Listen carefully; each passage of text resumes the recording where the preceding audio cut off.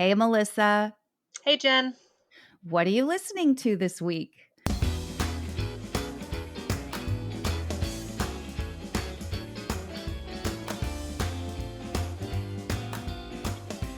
Welcome to Season 4 of What Are You Listening To?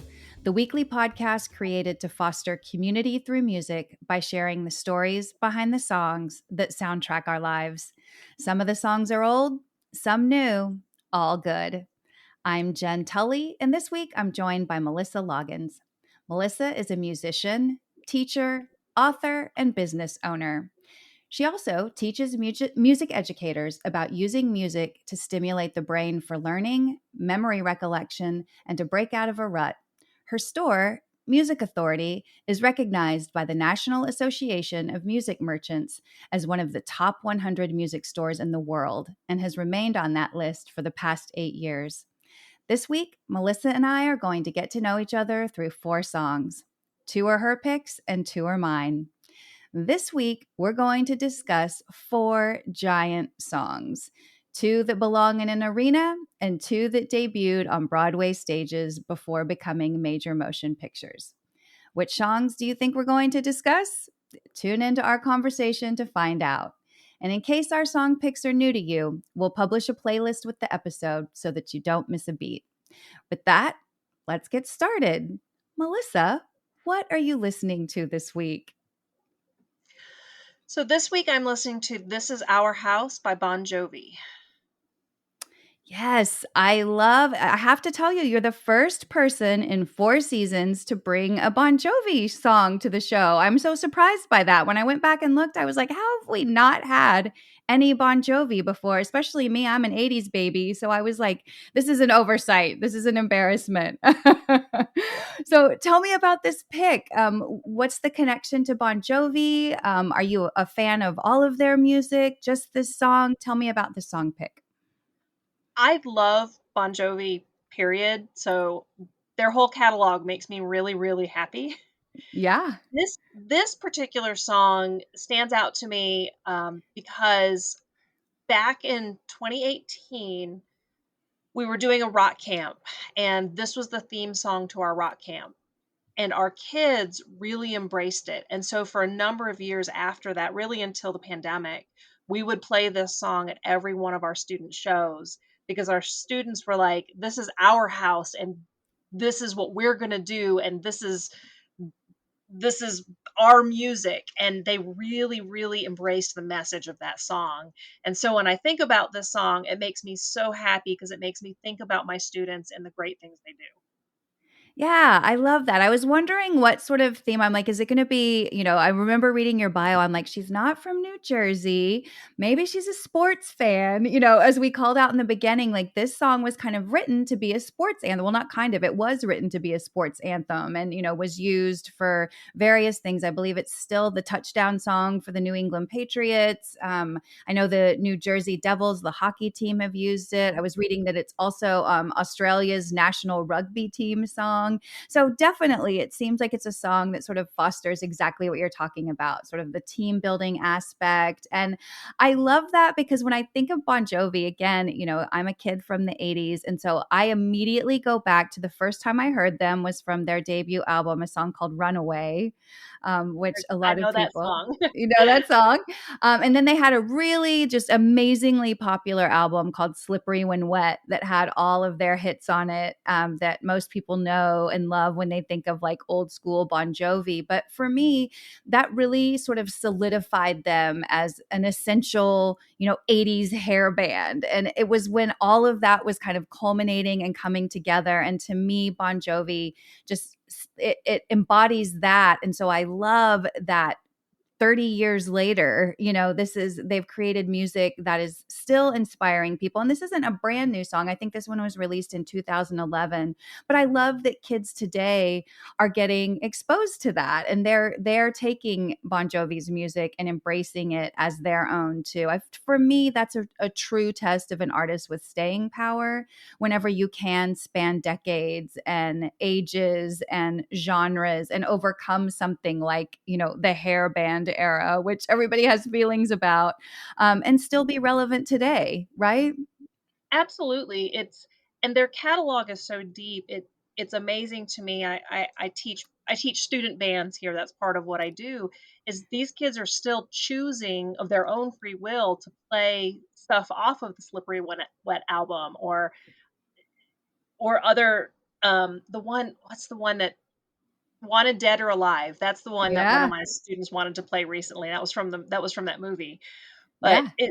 you're right. It still has an appeal to 17-year-olds, and then the 17-year-olds go out and play it on stage, and the parents are like, "Oh my god, I remember that song. It makes me think of my, you know, junior prom, or Yeah. whatever that memory triggers." But it's very much embraced by the youth of today. Yeah, well, I feel like that's a good sort of segue into my next question too. I love that you have a program or curriculum that you call "Unleashing Your Inner Rock Star: How to Break Out of a Rut." So, tell me about that. Tell me about how you sort of use music to inspire, whether it's kids or adults, to kind of step out of a space that they feel kind of stuck in. I'll start with adults. Adult students are a fun and interesting part of our business. They're usually doing the music thing later in life. A lot of them are retired or getting close to retirement, and it's that thing that they wanted to do that they never got to do when they were a kid because the opportunities weren't there.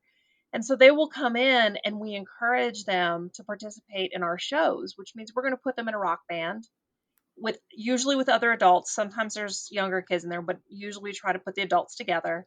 So they join this rock band, and once a week for 13 weeks they come in and they work on music, and then they do a show.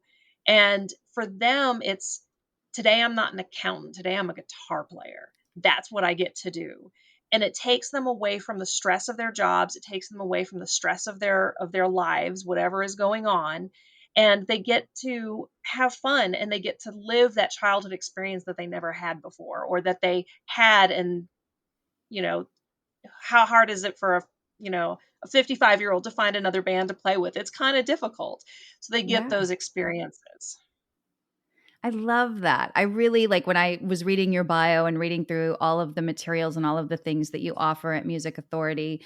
That was one that just really stuck out because I think it's so hard sometimes to reconnect with that joy or what our first love was. And a lot of times for people, that is music. And I think being able to find a pathway back to that is such a good thing. It leads to more joy, to more fun, to more creativity. So I love that that's something that you put a focus on. And again, not just for kids, but for adults as well. So that must be a really cool experience for you as well as a teacher and a business owner to sort of watch that happening in real time in this space that you've created.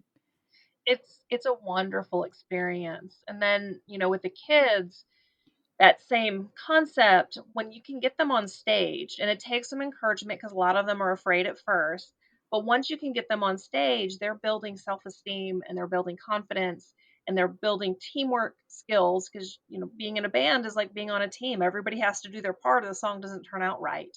Yeah. So we really encourage that kind of activity, because the kids, even if they don't ever professionally pursue music, what they're learning by being able to get up in front of somebody is they're learning how to do an interview. They're learning how to interview for a job. They're learning how to advocate on their own behalf. They're learning how to work together with other people, whether you like them or not. And that's all really important stuff for life. So true. It's so true. And it goes back to, I say it a lot on the show, but that's one of the many things I love about music is that it can hold so many things and serve so many different purposes at any phase of life. So I love that you get to witness that every day. What a cool experience.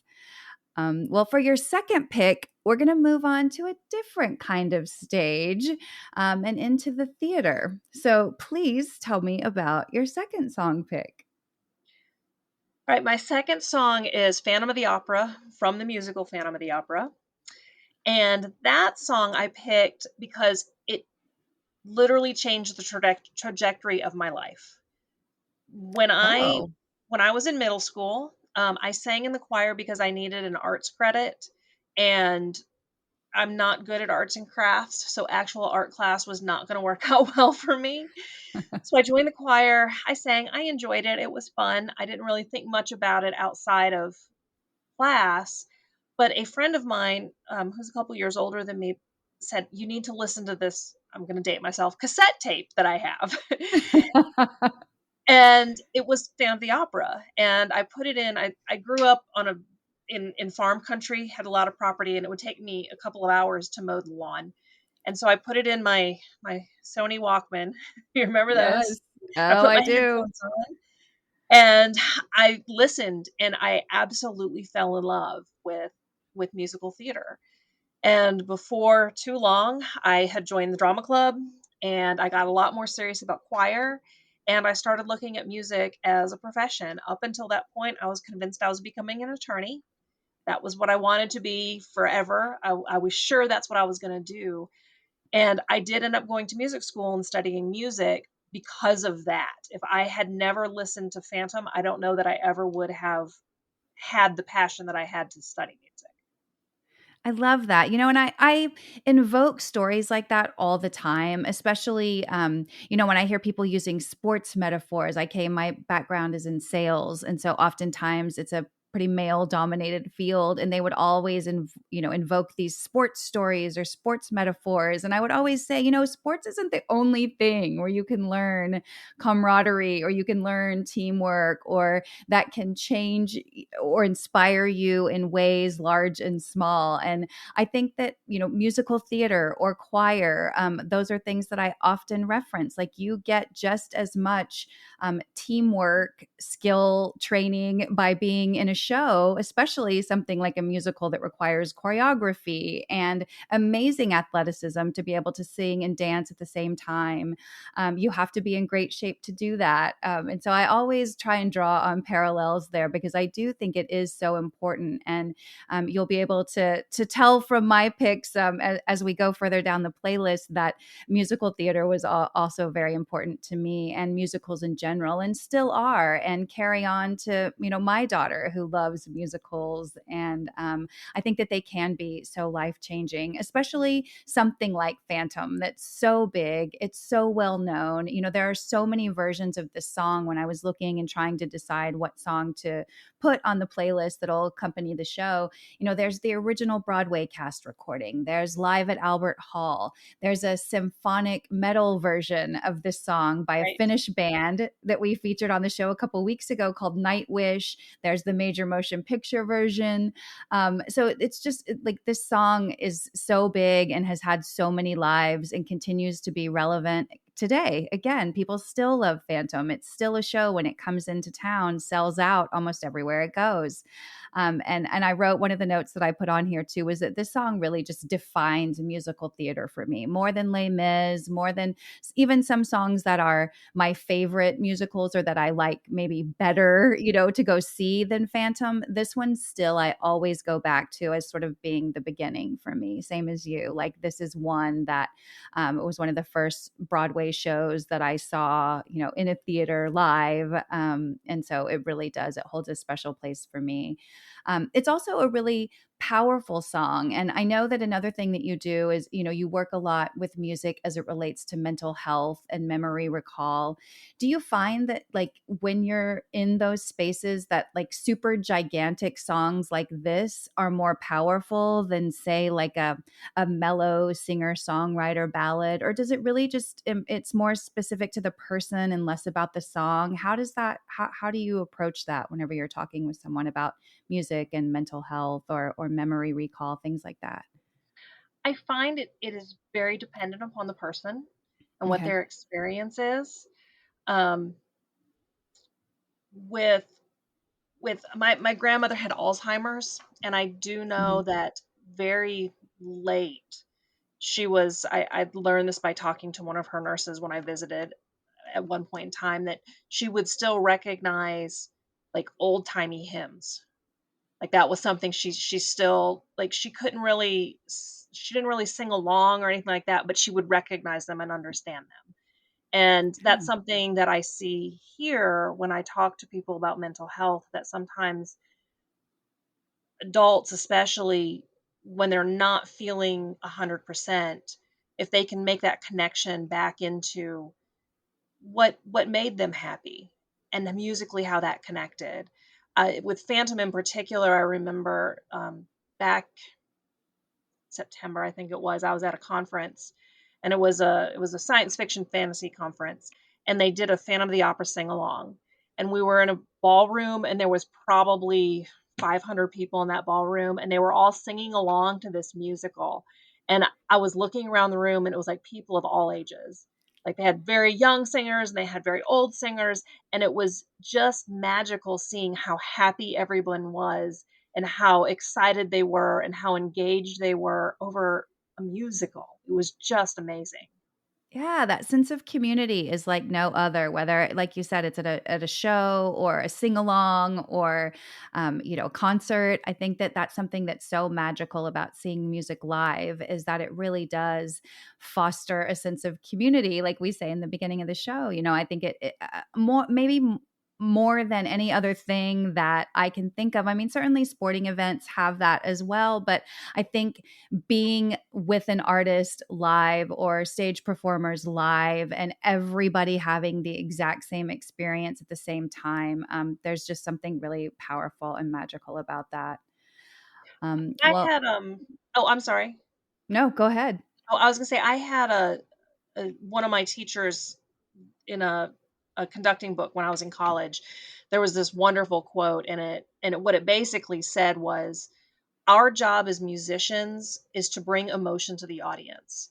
That we Mm. live in a world that's so tied to electronics and so tied to our phones and texting and all of that, that we don't feel things the way we used to feel things. So, as musicians, what we want to do is get on that stage and take one moment where everyone in that room is in the same place at the same time and feeling the same thing.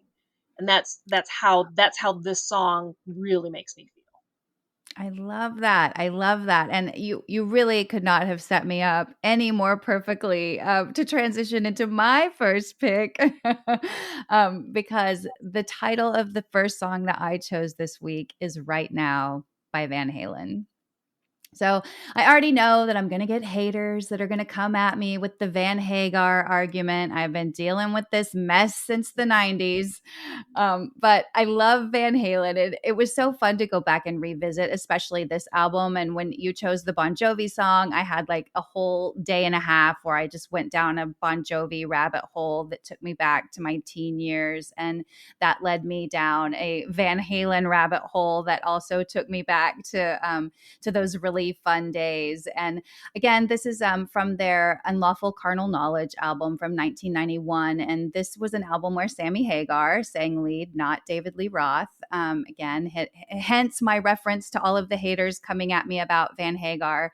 But for me, Van Halen is Eddie Van Halen. So as long as he's there, we have Van Halen. And I think both Sammy Hagar and David Lee Roth are great frontmen. I love them both equally. I think they're totally different. And I also can't think of another band that has kind of swapped back and forth lead singers like that in a way that has been so successful and so long term. So I'm curious to know, is this a song that you are familiar with? Are you a Van Halen person at all? Do you have any feelings about David Lee Roth versus Sammy Hagar? I do like Van Halen, except most Van Halen songs are so impossibly hard for my students to do that I don't get to do them very often. And I don't really have an opinion as to preferring one over the other. It's the individual songs are what appeal to me. So Thank it's you. not, I don't specifically like one or the other. Like I said, what Van Halen makes me think about though is roller skating, going to the roller skating rink, which would be a little bit Yes. earlier than this particular song. Yes, yes. Same exact thing. Like when I want to, you were talking about connecting a song to a mood and a time of happiness. Like I can't listen to Van Halen without thinking about summer. And, I grew up in Oklahoma and Texas and these warm summer nights. They even have a song called Summer Nights. But I can remember when I moved to California, that was something that I always missed is I would always tell people like, I miss it being 90 degrees at 10 o'clock at night, and being outside with my friends and listening to this music. And so when I was homesick in California, I lived there for 15 years.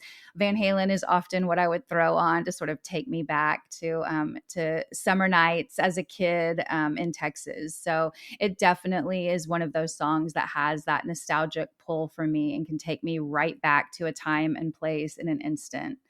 And I think the other great thing about this song is I hadn't revisited it in a while. It had been quite a long time since I'd listened to this song.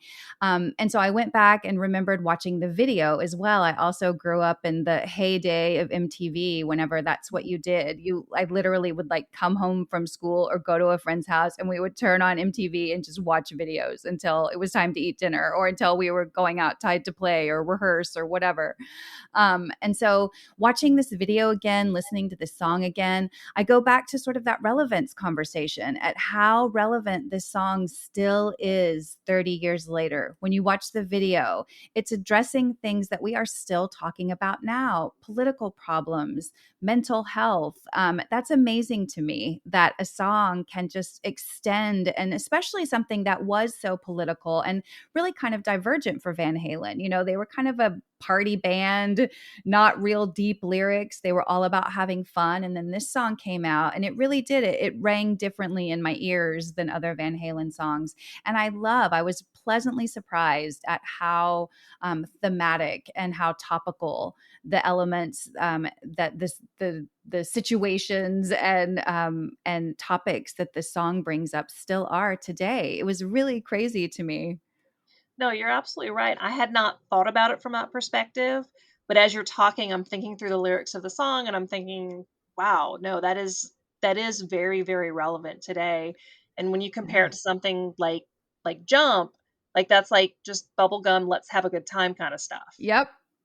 Totally. And too, the last thing I'll say about this particular track is that that piano opening too, which is also Eddie Van Halen on the piano, is just so good. I always forget how much I love that piano intro to this song. So that's, again, listeners, when you're giving the playlist a spin after the episode, definitely take note of that intro. It's really so, so good. And again, just speaks to the all around musicianship of Eddie Van Halen. Just such a loss. Rest in peace. I'm so glad that we had as long as we did with Eddie Van Halen. Oh, absolutely. Well, we're going to round out today's conversation with a song that I consider just unadulterated fun. This song takes me back to being a kid and experiencing the magical musical place that you can be transported to for the very, very first time. And it wasn't in the theater. This is actually a song from a soundtrack. I didn't see the Broadway play version of this musical until much later in life. But the movie is one of my very first memories. And so my final pick today is a song called We Go Together by John Travolta, Olivia Newton-John, and the cast of the motion picture soundtrack from Grease. So I'm really happy. Finally, if nothing else is accomplished today, Melissa, I'm so happy that this episode finally brought me an opportunity to talk about Grease. Grease is just like, this has been with me literally. When I'll ask you to sort of close your eyes and go back to some of your very first memories, this one always comes to mind. Sitting in my floor of our living room of the house where I grew up when I was a kid, with that double album that you opened up that had the soundtrack album to Grease. And it just was like, I can go immediately back. I can smell the smells from the house. I can remember the carpet. I can remember the record player. And it just takes me back to a place of just pure joy and fun. And so I wonder if you have any special memories or experiences tied to Grease, especially now knowing that you are a musical theater lover. I I loved that musical. And I loved John Travolta and Olivia Newton-John in it. I am one of those people that I listen to this song and the rest of the album, and I loved it, and I would sing along, and I think it was amazing. And my mom would kind of be odd about it, and I couldn't figure out why until I got to be an adult, and I was like, "Oh, this is about something completely different than I thought it was about as a child." And it's because it is. But it's a great fun show. It's not serious. Nobody dies. There's no heartbreak. It's not, it's not like Les Mis where there's only two people left standing at the end. Right. It's just lighthearted and it's fun.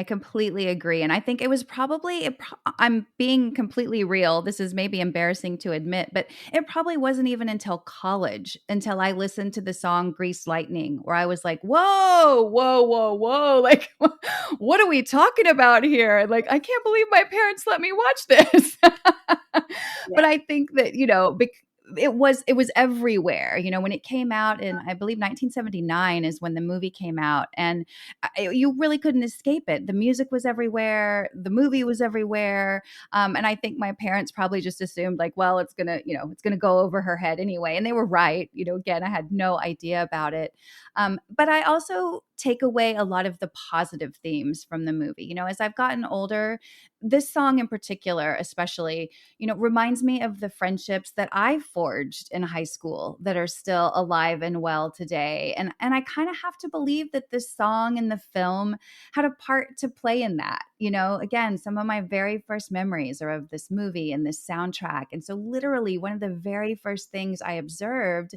as a very small kid were that, friendships could be lifelong and you can forge those super early in life. You can reinvent yourself at any given time. Mhm. Sometimes friends pop up and people that you thought didn't like you or were your enemies. I'm air quoting. And so I think that, this soundtrack encapsulates all of that for me. Like it really does. I tend to think about the positive themes from it and not some of the sexual innuendo and tough stuff in terms of teen pregnancy and things like that they were dealing with in the movie. For me, it really is just about sort of the lighthearted message and the feeling that you can forge these friendships and they can stay with you and sustain you for a lifetime. Yeah, and you touched on something that the movie or the musical really speaks to me about, and that is at the end you can choose to be who you are or you can choose to be somebody else. And it's not that she changed for him and he changed for her. It was the choice that they wanted to have this relationship. And so they changed for each other.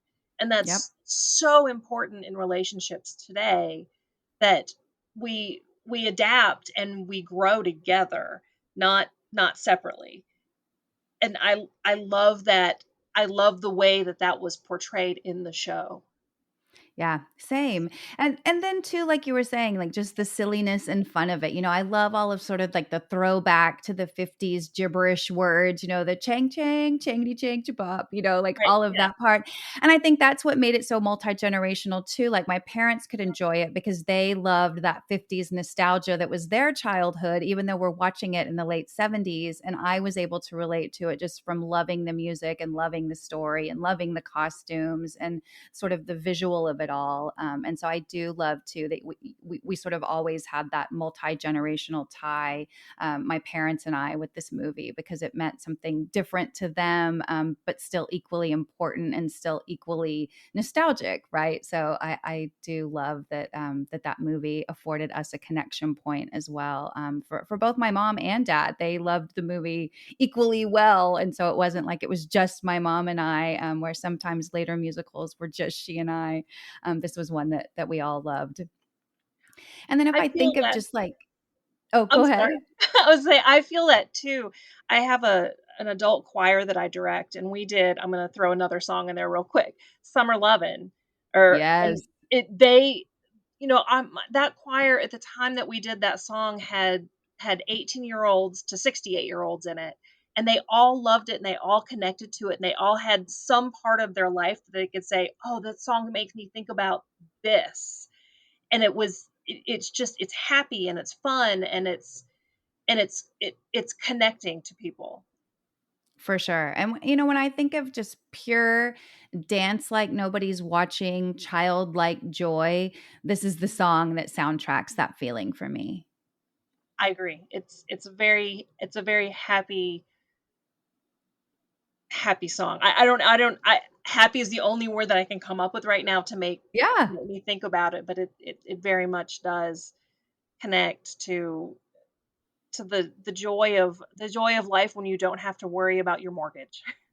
It's so true, and happy, I think that's the perfect word because that's so I think so many of us are looking for that, for a way to connect back to happy, coming out of the pandemic and, the world operating a little bit differently, it being an election year, like, all of the things, like, just getting back to happy, I think sometimes feels like a struggle, so when we can find a song that can do it for us instantly, what a gift.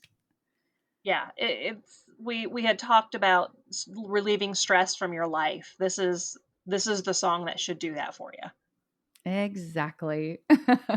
Well, Melissa, thank you so much for sharing what you're listening to this week. It's been such a pleasure to have you on the show.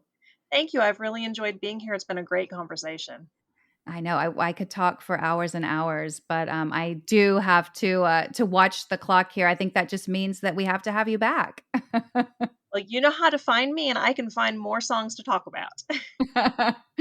Excellent. And listeners, if you would like to learn more about Melissa and her store, Music Authority, you can visit her website at musicauthorityinc.com. That's MUSICAUTHORITYINC.com, or follow her on Instagram at Music Authority, the number two. MUSICAUTHORITY number two. Beyond the traditional lesson, Music Authority also offers opportunities to intern in sound production, musical event planning, and offers classes to learn beginning guitar repair. So definitely check it out. There is a lot there. And as always, be sure to follow, download, and share this show.